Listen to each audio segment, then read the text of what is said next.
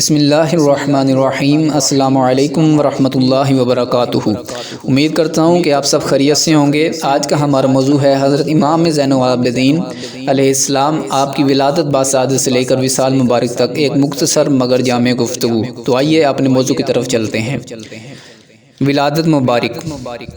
امام زین العابدین 15 جمادی الثانی 38 ہجری جمعہ کے دن مدینہ منورہ میں پیدا ہوئے۔ امام حسین کی شہادت کے بعد امام زین العابدین شہید کربلا کے جانشین بنے اور خاندان اہل بیت علیہم السلام کی تمام تر ذمہ داریوں کے ساتھ ساتھ امامت روحانی کے بعد چوتھے امام تھے۔ آپ کی والدہ ماجدہ کا نام شہزادی شہر بانو تھا اور آپ کے والد محترم کا نام امام علی مقام امام حسین علیہ السلام تھا۔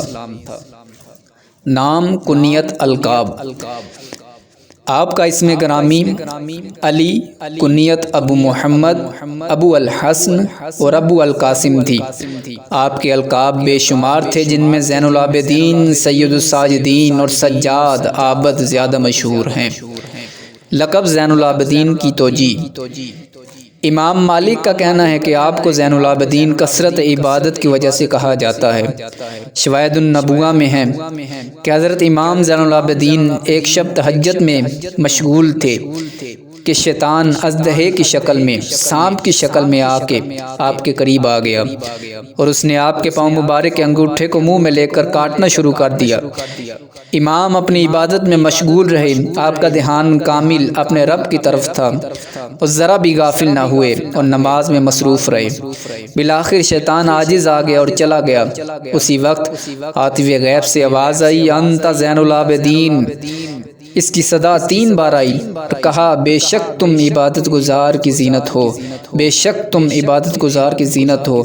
اسی وقت آپ کا یہ لقب مشہور ہو گیا۔ لقب سجاد کی توجیہ۔ امام ذہبی نے تقبات الحفاظ میں بحوالہ امام محمد باقر لکھا ہے کہ امام زین العابدین کو سجاد اس لیے کہا جاتا ہے کہ آپ تقریباً ہر کار خیر پر سجدہ فرمایا کرتے تھے۔ جب آپ خدا کی کسی نعمت کا ذکر کرتے تو سجدہ کرتے وقت کلام خدا کی آیت سجدہ پڑھتے تو سجدہ کرتے۔ جب 2 شخصوں میں صلح کرواتے تو آپ تب بھی سجدہ کرتے۔ اس کا نتیجہ تھا کہ آپ کو لقب سجاد سے پھر یاد کیا جاتا تھا۔ امام زین العابدین کی نسبی بلندی۔ نسب اور نسل باپ اور ماں کی طرف سے دیکھے جاتے ہیں۔ امام کے والد ماجد حضرت امام حسین اور دادا حضرت علی اور دادی حضرت فاطمہ الزہرا سلام اللہ علیہا ہیں، اور آپ کی والدہ جناب شہر بانو بنت یزدجزاد شہریار ابن کسرہ ہیں، یعنی آپ نبی آخر الزماں کے پوتے اور نوشیروان عادل کے نواسے ہیں۔ یہ وہ بادشاہ ہے جس کے عہد میں پیدا ہونے پر سرور کائنات نے اظہار مسرت فرمایا ہے۔ اس سلسلہ نسب کے متعلق ابو الاسود اپنے اشعار میں کچھ اس طرح وضاحت کرتا ہے کہ اس فرزند سے بلند نسب کوئی اور نہیں ہو سکتا جو نوشیروان عادل اور فخر کائنات حضرت محمد مصطفیٰ کے دادا ہاشم کی نسل سے ہو۔ شیخ سلیمان قندوزی اور دیگر علماء اہل اسلام لکھتے ہیں کہ نوشیروان کے عدل کی برکت تو دیکھو کہ اسی کی نسل کو آل محمد کے نور کی حامل قرار دیا اور ائمہ اہل بیت علیہم السلام کی ایک عظیم فرد کو اس لڑکی سے پیدا کیا جو نوشیروان کی طرف منسوب ہے۔ پھر تحریر کرتے ہیں کہ امام حسین کی تمام بیویوں میں یہ شرف صرف جناب شہربانو کو نصیب ہو جو حضرت امام زین العابدین کے والدہ ماجدہ ہیں۔ ابن خلقان لکھتے ہیں کہ جناب شہربانو نوشہاں فارس کے آخری بادشاہ یزدجزد کی بیٹی تھیں اور آپ ہی سے امام زین العابدین پیدا ہوئے، جن کو ابن الخیرتین کہا جاتا ہے، کیونکہ جناب رسالت مآب حضور علیہ الصلوۃ والسلام فرمایا کرتے تھے، اللہ رب العزت نے اپنے بندوں میں سے 2 گروہ عرب اور عجم کو بہترین قرار دیا ہے، اور میں نے عرب سے قریش اور عجم سے فارس کو منتخب کر لیا ہے، چونکہ عرب اور عجم کا اجتماع امام زین العابدین میں ہے، اس لیے آپ کو ابن خیر الدین سے یاد کیا جاتا ہے۔ امام زین العابدین کے بچپن کا ایک واقعہ۔ ایک دن امام زین العابدین جب کہ آپ کا بچپن تھا بیمار ہوئے تو امام علی مقام امام حسین علیہ السلام نے فرمایا، بیٹا اب تمہاری طبیعت کیسی ہے اور تم کوئی چیز چاہتے ہو تو بیان کرو تاکہ میں تمہاری خواہش کے مطابق اسے فراہم کرنے کی کوشش کروں۔ آپ نے عرض کیا، بابا جان اب خدا کے فضل سے اچھا ہوں، میری خواہش صرف یہ ہے خدا بند عالم میرا شمار ان لوگوں میں کرے جو پروردگار عالم کے قضاء و قدر کے خلاف کوئی خواہش نہیں رکھتے۔ یہ سن کر امام حسین خوش و خرم ہو گئے اور فرمانے لگے، بیٹا تم نے بڑا مسرت افزا اور معرفت خیز جواب دیا ہے، تمہارے جواب بالکل حضرت ابراہیم علیہ السلام کے جواب سے ملتا جلتا ہے۔ حضرت ابراہیم علیہ السلام کو جب منجیک میں رکھ کر آگ کی طرف پھینکا گیا تھا اور آپ فضا میں ہوتے ہوئے آگ کی طرف بڑھتے جا رہے تھے تو حضرت جبرائیل علیہ السلام نے آپ سے پوچھا، ہل لک حاجہ، آپ کی کوئی حاجت اور خواہش ہے؟ اس وقت انہوں نے جواب دیا، نعم بے شک مجھے حاجت ہے لیکن تم سے نہیں اپنے پالنے والے سے ہے۔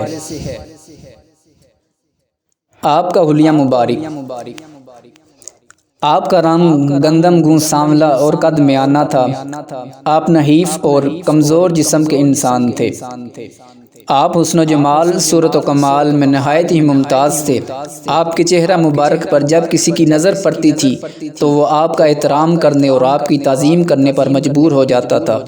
محمد بن طلحہ شافعی رقم تراز ہیں کہ آپ صاف کپڑے پہنتے تھے اور جب راستے پر چلتے تھے تو نہایت خشوع کے ساتھ راہ روی میں آپ کے ساتھ آپ کے ہاتھ زانوں سے باہر نہیں جاتے تھے۔ امام زین العابدین کی حالت وضو کے وقت وضو نماز کے لیے مقدمے کی حیثیت رکھتا ہے اور اسی بھی نماز کا دار و مدار ہوتا ہے۔ امام زین العابدین جس وقت مقدمہ نماز یعنی وضو کا ارادہ فرماتے تھے آپ کے رگ و پے میں خوف خدا کے اثرات نمایاں ہو جاتے تھے۔ علامہ محمد بن طلحہ شافعی لکھتے ہیں کہ جب آپ وضو کا قصد فرماتے تھے اور وضو کے لیے بیٹھتے تھے تو آپ کے چہرے مبارک کا رنگ زرد ہو جایا کرتا تھا۔ یہ حالت بار بار دیکھنے کے بعد ان کے گھر والوں نے پوچھا کہ بوقت وضو آپ کے چہرے کا رنگ زرد کیوں پڑ جاتا ہے؟ تو آپ نے فرمایا کہ اس وقت میرا تصور کامل اپنے خالق و معبود کی طرف ہوتا ہے، اس لیے اس کی جلالت کے رعب سے میرا یہ حال ہو جایا کرتا ہے۔ امام زین العابدین کی نماز میں حالت۔ علامہ طبرسی لکھتے ہیں آپ کو عبادت گزاری میں امتیاز کامل حاصل تھا۔ رات بھر جاگنے کی وجہ سے آپ کا سارا بدن زرد رہا کرتا تھا اور خوف خدا میں روتے روتے آپ کی آنکھیں پھول جایا کرتی تھیں اور نماز میں کھڑے ہو کر آپ کے پاؤں سوج جایا کرتے تھے اور پیشانی پر گھٹے رہا کرتے تھے اور آپ کی ناک کا سرا زخمی رہا کرتا تھا۔ علامہ محمد بن طلحہ شافعی لکھتے ہیں کہ جب آپ نماز کے لیے جائے نماز پر کھڑے ہوا کرتے تھے تو لرزہ ہو جایا کرتے تھے، آپ کا جسم کانپنا شروع کر جایا کرتا تھا۔ لوگوں نے بدن پہ کپ کپی اور جسم میں تھر تھری کا سبب عرض کیا تو آپ نے ارشاد فرمایا، میں اس وقت خدا کی بارگاہ میں ہوتا ہوں اور اس کی جلالت مجھے از خود رفتہ کر دیتی ہے اور مجھ پر ایسی حالت طاری کر دیتی ہے کہ میں خود کو سنبھال نہیں پاتا۔ فقراء کی مدد کرنا۔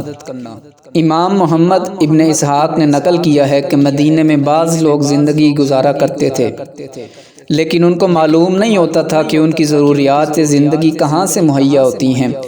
جب امام زین العابدین دنیا سے رخصت ہو گئے تو جو اناج ان کو رات کے اندھیرے میں ملتا تھا وہ ان کو ملنا ختم ہو گیا۔ ابن عساکر نے بھی ایسے ہی لکھا ہے کہ حضرت ابو حمزہ سمالی نے نقل کیا ہے کہ حضرت امام زین العابدین علیہ السلام رات کی تاریکی میں روٹیاں اپنی کمر پر رکھ کر ضرورت مندوں تک پہنچایا کرتے تھے اور فرمایا کرتے تھے کہ رات کی تاریکی میں صدقہ دینا خدا کے غضب کی آگ کو خاموش کر دیتا ہے۔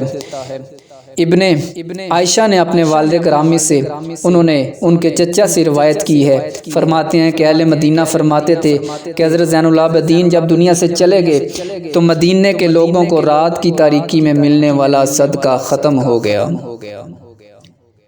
شہادت کے بعد امام زین العابدین کے بدن مبارک پر زخموں کا نشان۔ ابن کثیر دمشقی، ابن جوزی حنبلی اور ابو نعیم اصفہانی نے امام سجاد امام زین العابدین کے راہ خدا میں خرچ کرنے اور اس سے امام زین العابدین کے بدن پر ہونے والے زخموں کے بارے میں ایسے لکھا ہے کہ حضرت عمر ابن ثابت نے نقل کیا ہے کہ امام سجاد امام زین العابدین علیہ السلام جب دنیا سے چلے گئے تو جب ان کو غسل دیا جا رہا تھا تو غسل دینے والے کی نگاہ امام کی کمر پر موجود زخموں کے نشان پر پڑی، تو اس نے امام کے گھر والوں سے سوال کیا کہ یہ نشان کیسے ہیں؟ تو بتایا گیا کہ یہ ان آٹے کی بوریوں کے نشان ہیں کہ جو امام رات کی تاریکی میں کمر پر رکھ کر مدینے کے غریبوں کو فراہم کیا کرتے تھے۔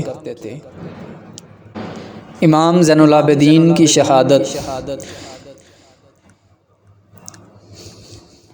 امام زین العابدین اگرچہ گوشہ نشینی کی زندگی بسر فرما رہے تھے کربلا کے واقعے کے بعد، لیکن آپ کے روحانی اقتدار کی وجہ سے بادشاہ وقت ولید بن عبد الملک نے آپ کو زہر دے دیا اور آپ بتاریخ 25 محرم الحرام 95 ہجری مطابق 714 کو درجہ شہادت پر فائز ہو گئے۔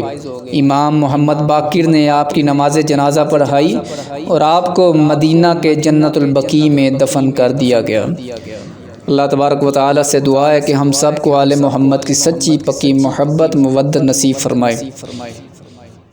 امید کرتا ہوں کہ آج کا موضوع آپ کو پسند آیا ہوگا۔ انشاءاللہ ملاقات ہوگی دوبارہ کسی نئے موضوع کے ساتھ، اب تک کے لیے اللہ حافظ۔